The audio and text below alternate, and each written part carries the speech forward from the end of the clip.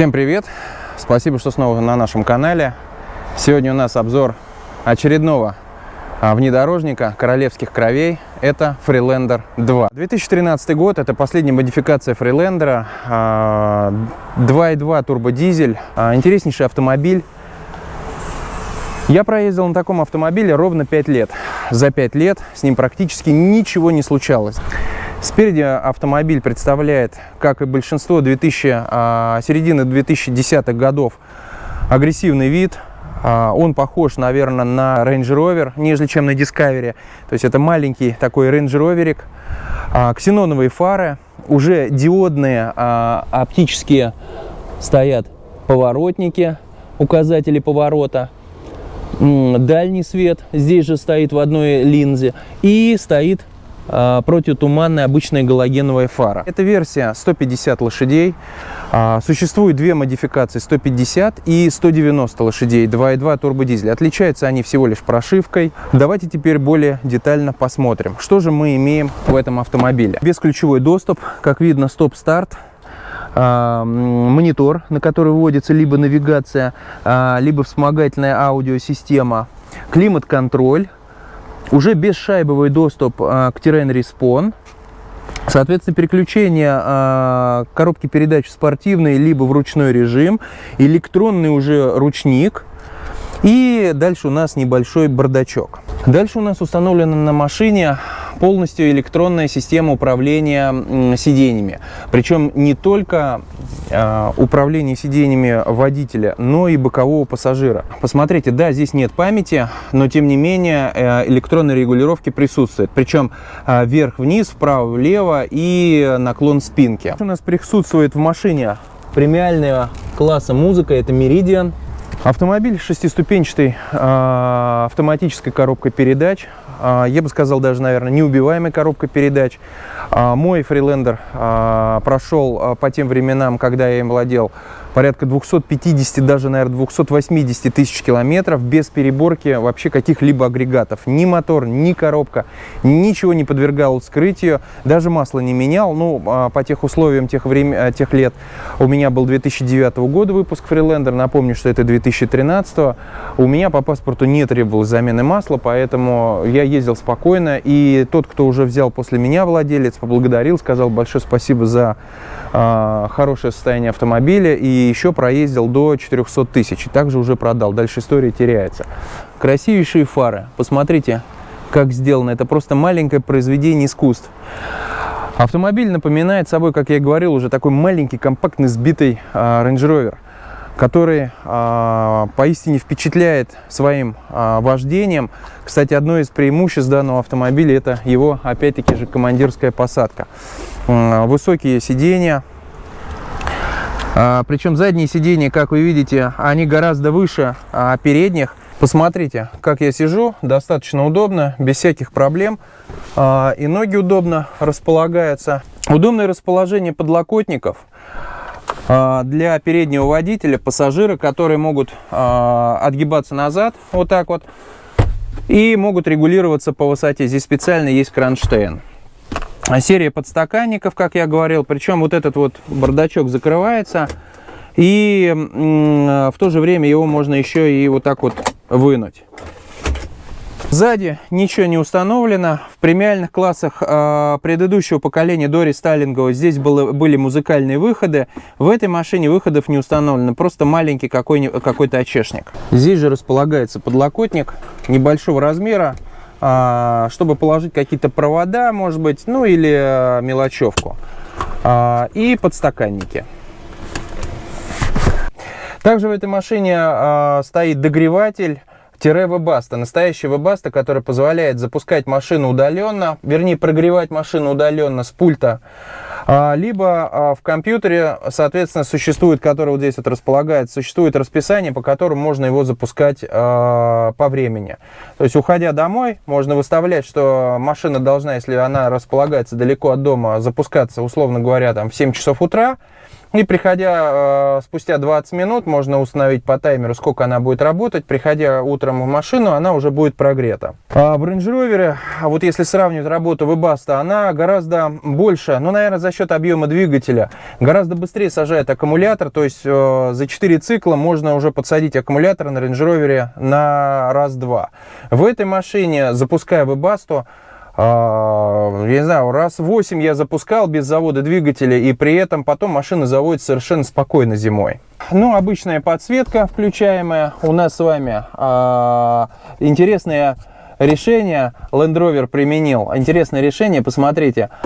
Свет зажигается не как принято вот здесь вот фонарики, а как-то немножко сверху. Что здесь, что здесь.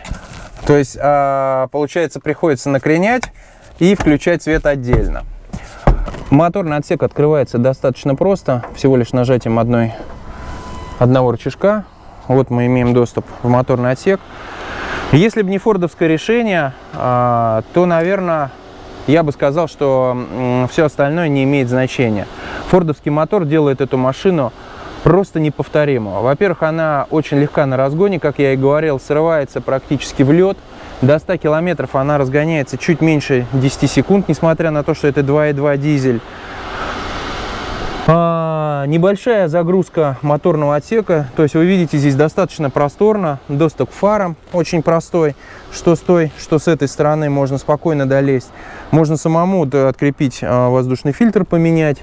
Из проблемных мест по моторному отсеку я могу сказать только одно. Это интеркулер. Часто рвутся патрубки из-за того, что турбина начинает подсасывать масло, и патрубки начинают просто взрываться на большой скорости. Это, наверное, единственная проблема. Раз в 60-70 тысяч нужно проверять патрубки, чтобы они просто не разорвались. Иначе у вас произойдет потеря мощности и отключение турбины.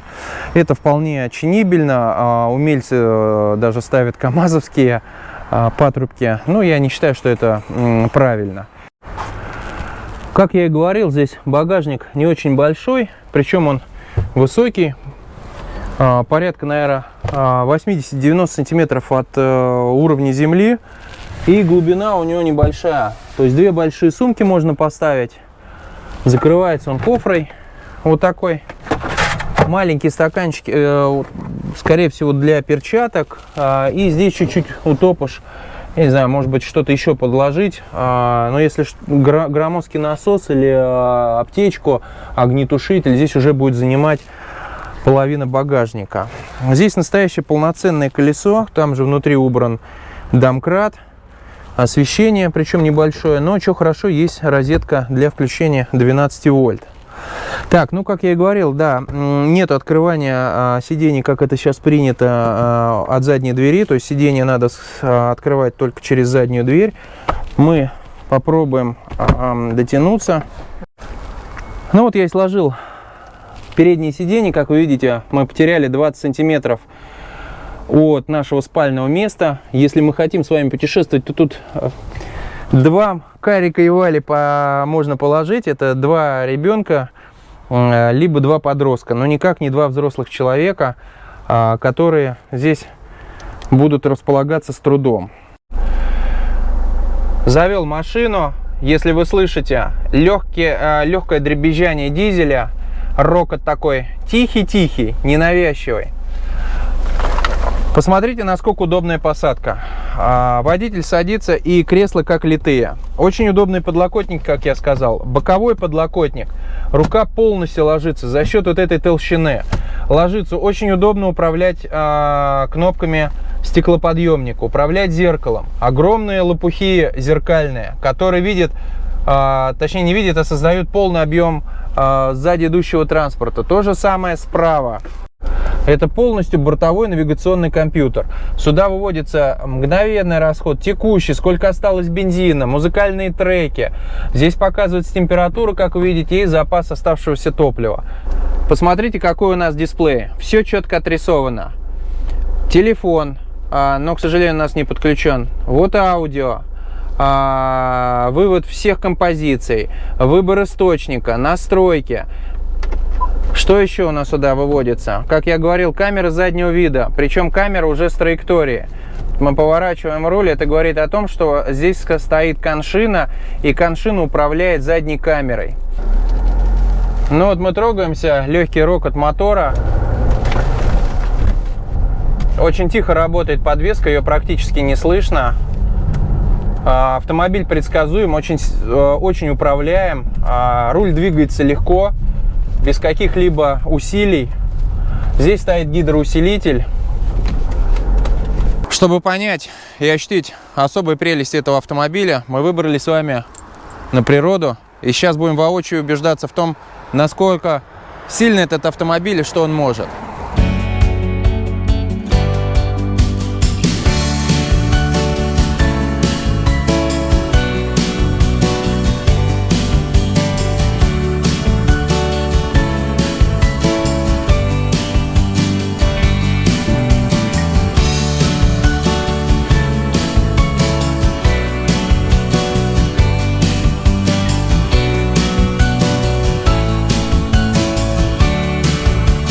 Большой ход подвески не позволяет попадать в диагональное вывешивание. Машина всегда имеет зацепы. Несмотря на то, что стоит здесь, наверное, летняя резина, как я посмотрел. Но, тем не менее, это не страшно для этой автомашины. Как вы видели на Range Rover, на летней резине зимой мы многое могли. На этой машине то же самое. Кстати, нельзя ставить эту машину в один ряд с простым Тигуаном, каким-то Toyota RAV4, Mitsubishi Outlander. Эта машина действительно поистине настоящий, с большой буквы кроссовер, мини-внедорожник, как я и говорил. Здесь стоит муфта Haldex 5-го поколения, псевдоблокировки. Причем получается так, что она все-таки старается заблокировать третье колесо. И, как я и говорю, диагоналку здесь поймать практически нереально.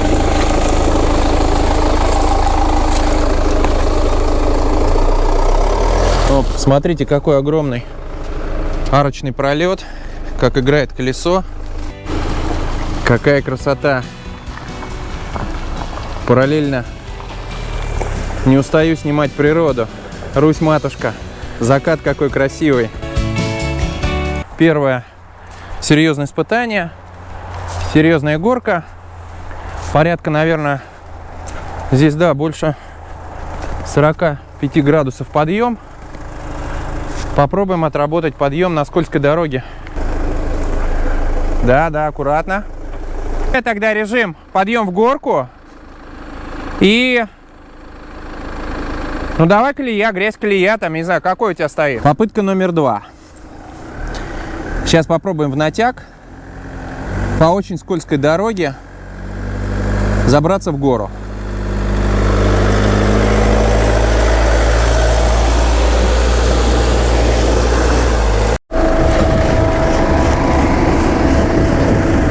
Вторая попытка в натяг не увенчалась успехом.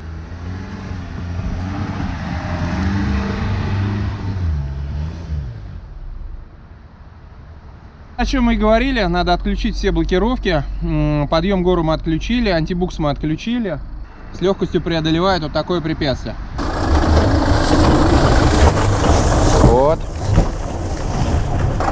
Попробуем из острого угла заехать на эту горку. Но не знаю, если получится, тут вообще скользко, потому что и трава. О! Сразу видно, как гребут колеса. О! Схватывает муфта.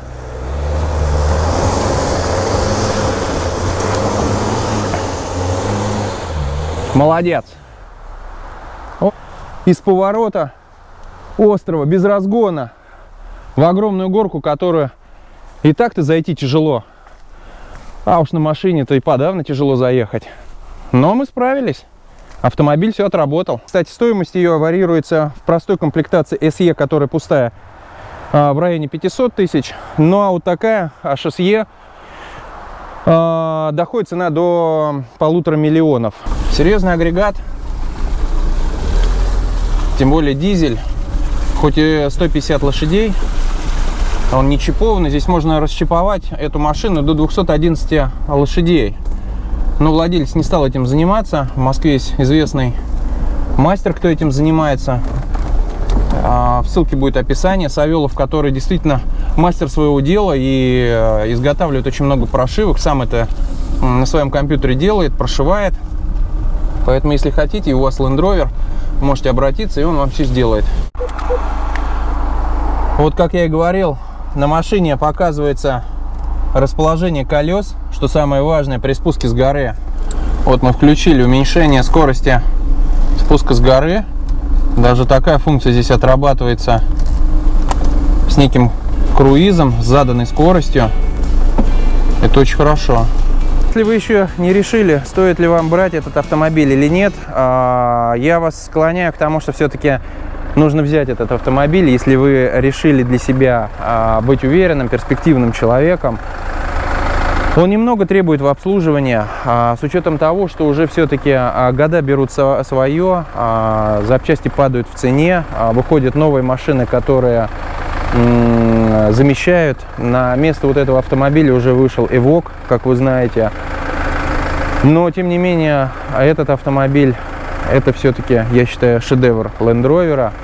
Оставайтесь на канале. До скорого. Хорошего вам дня.